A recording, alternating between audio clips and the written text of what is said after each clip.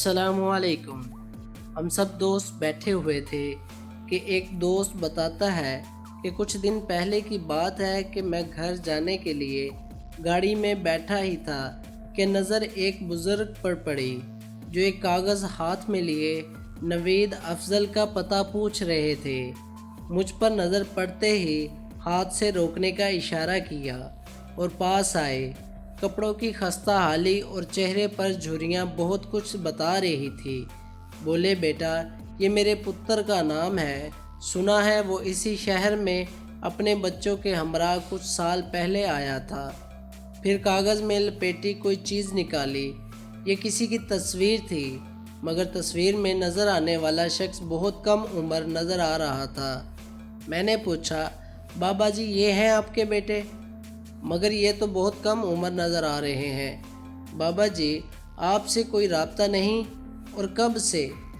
बाबा जी लर्जते होंठों से बोले, बेटा तारीख़ याद नहीं, मगर बहुत साल पहले इसने अपनी मर्ज़ी से शादी की थी। तब इसकी नौकरी नहीं थी। नौकरी के लिए टेस्ट दिया, फिर बीवी को लेकर शहर आ गया था।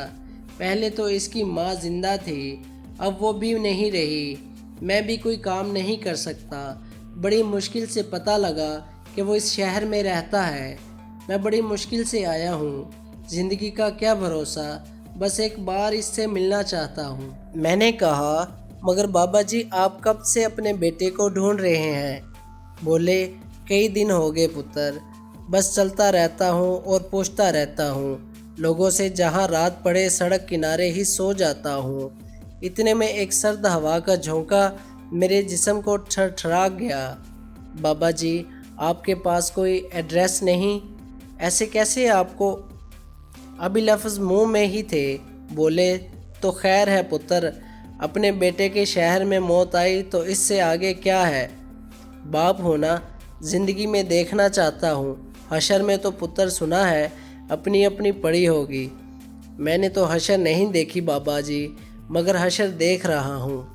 आंसू मेरा चेहरा भिगो रहे थे। कहीं इस बाप की मोहब्बत की कीमत इस शहर के बेटों को ना देनी पड़ जाए। एक दो फ़ोन घुमाए और नवीद अफजल का पता चल गया। बाबा जी को इस बदबख्त बेटे के घर तक लेकर गया। बेल बजाई तो गेट मैन बाहर आया।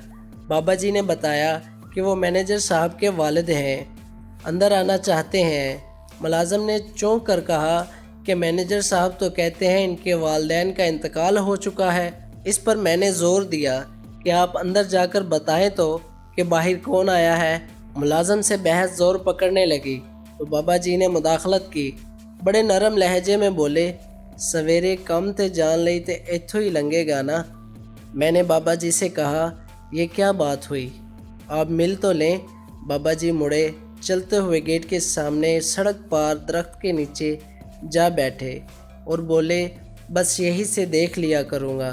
अखानों ठंडी चाय दिए ना, खुदारा कदर करें अपने वालिदैन की, ये मोती फिर नहीं मिलते।